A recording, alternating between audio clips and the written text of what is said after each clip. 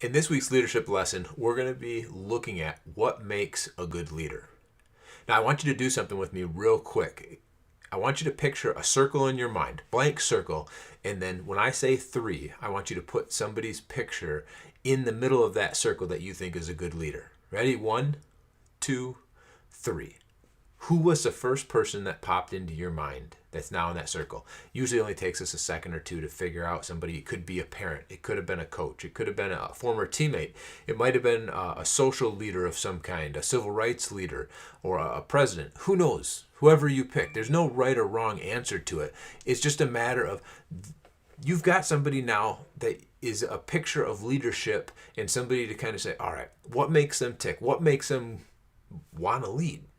And that's the next part we want to get into is I want you to find and kind of analyze what is it about them that makes you picture them as a leader?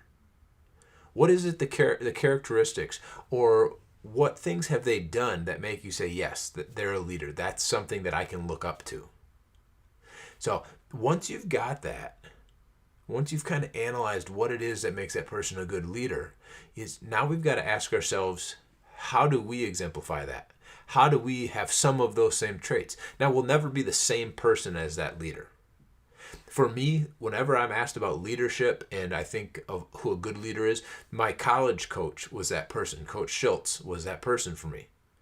I got to play underneath of him. I got to coach underneath of him. And to this day, we're good friends. He comes out and watches our basketball games, and it's just a great relationship that we have. But his leadership style and the way he approached people was something that I hope I do a good job of.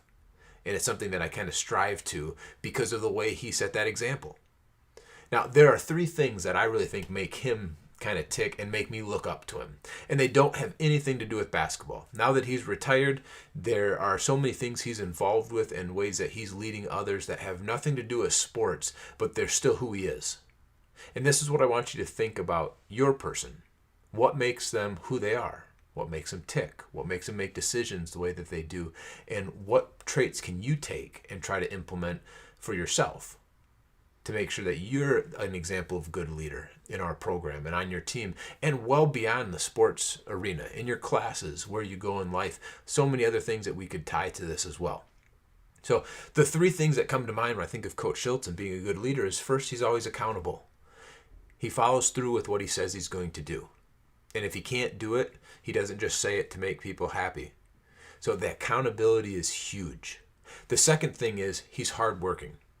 Now, this is different than the hardworking when we think of, we're going to get our workout in, we're going to sweat, we're going to lift weights. That is hardworking too. But the hardworking that I'm talking about is somebody who shows up consistently. Somebody who doesn't just do things when they want to, but does things because they have to be done or because it's for the betterment of the group around them. And then the third thing is he doesn't make excuses. In all the years that I either played for him or that I coached with him, excuses were not something that came up. Now, obviously, there are things that priorities you have to set, and there are circumstances that change that maybe you thought you could get to a meeting or you thought you could do something in practice and it doesn't allow it. But it's not an excuse because you don't want to do it. It's not an excuse because you just didn't feel like it. It was because there's a right way to do it or there's a right timing for something, and this just didn't happen to be it. So his accountability, his showing up or working hard, and then not making excuses are three things that I really think make him a good leader. So I want you to look at your person and you figure out what makes your person a good leader. Once you've got those things, now you got to ask yourself, how can I put those into my leadership skills? How can I use those? And then start implementing them.